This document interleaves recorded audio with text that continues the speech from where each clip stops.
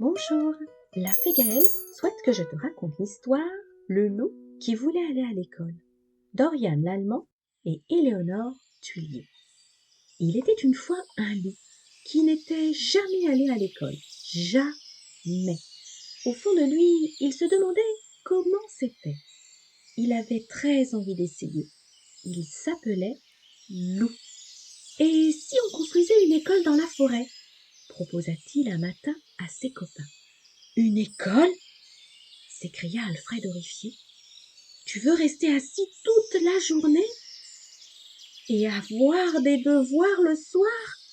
Continua Valentin. Merci bien. Moi, je trouve que c'est une bonne idée, dit Louve. Essayons, et on verra, conclut Joshua. Que faut-il pour faire une école?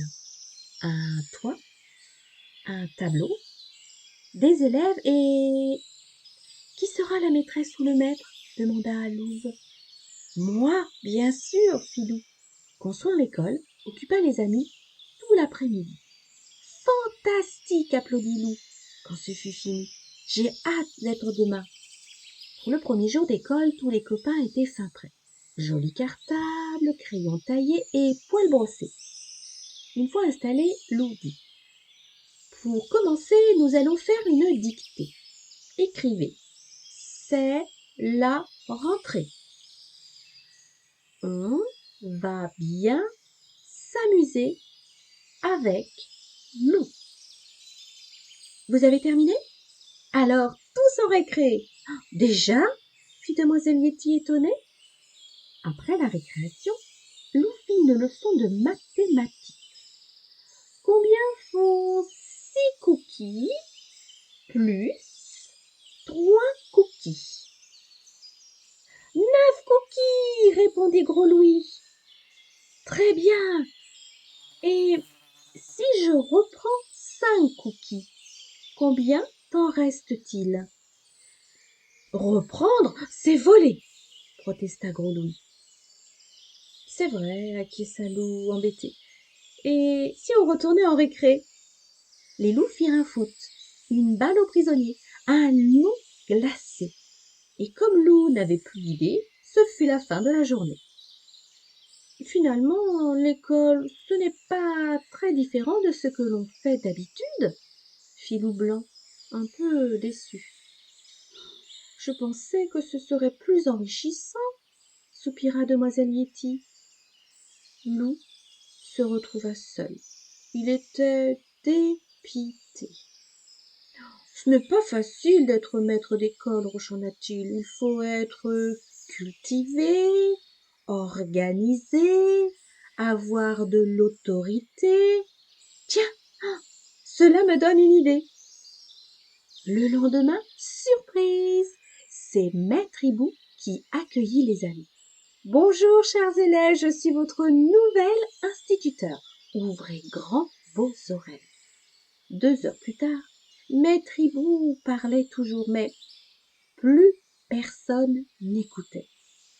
Puisque c'est ainsi, je m'en vais, tonna le vieux hibou, excédé. Tu vois, Loup, je te l'avais bien dit, renifla Alfred. L'école, cela n'apporte que des ennuis. Loup plissa le museau, contrarié. Et si Alfred avait raison? Sauf que l'école dont je rêve, ce n'est pas ça, les copains. Comprit-il soudain?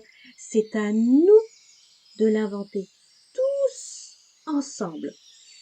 Réfléchissez bien et à demain. Le lendemain, chacun était très pressé de présenter son école rêvée. Dans mon école, commença Lou, on apprend des choses importantes, comme lire, écrire, compter, des choses amusantes aussi. On ne s'ennuie jamais. Aujourd'hui, je vous propose une leçon de géographie. Qui peut placer l'Italie sur la carte? En Italie, j'ai vu Venise et la tour de Pise, l'interrompit Lou sans lever la patte. J'ai mangé des pizzas et une glace grosse comme un potiron. Lou, soupira Lou, c'est bien de participer, mais il faut écouter les questions. Apprendre, ce n'est pas tout, intervint Alfred. Moi, dans mon école, on bouge beaucoup. Le sport, c'est bon pour le corps. Pour l'esprit aussi, ajouta demoiselle Mitty.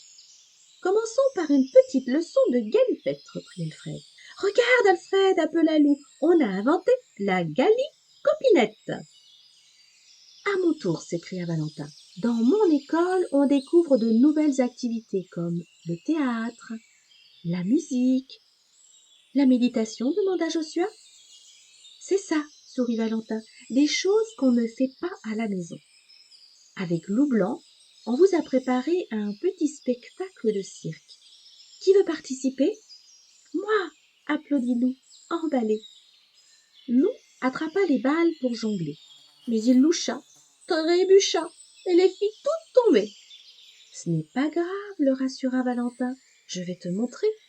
La voilà, l'école de mes rêves, sourit Loup Blanc. On s'aide, on n'a pas peur de ne pas y arriver, ou d'être moqué. Et on travaille dans la bonne humeur, ajouta Joshua, tout sourire. On est heureux de se retrouver. Vous oubliez une chose, les amis, dit Gros Louis. Dans une super école, il y a une super cantine. On apprend à cuisiner et les repas sont équilibrés. Pas trop quand même, fit Lou un peu inquiet. Pour ce midi, nous allons préparer une purée d'hiver. Qui veut écraser les marrons et les pommes de terre? Moi, moi, moi, répondirent les amis, alléchés. Et toi, Lou, ton école, elle est comment? Demanda Louve. Comme la vôtre, répondit Lou. On apprend, on partage, on découvre, on s'aide, on bouge. Mais il y a quelque chose en plus, quelque chose de très important. Qu'est-ce que c'est? Demandèrent les copains intrigués. Vous le saurez demain, répondit Lou. Le lendemain, les amis furent très surpris en arrivant en classe. Qui sont tous ces gens? S'étonna Valentin. Des élèves qui viennent de partout, fit Lou ravi. Dans l'école de mes rêves, on s'ouvre aux autres et on se fait plein de nouveaux amis. Bienvenue à l'école de la forêt. Mon histoire est terminée. Merci la fée Gaëlle pour ce beau choix. Et à très vite pour de nouvelles histoires avec la fée Gaëlle. Namasté.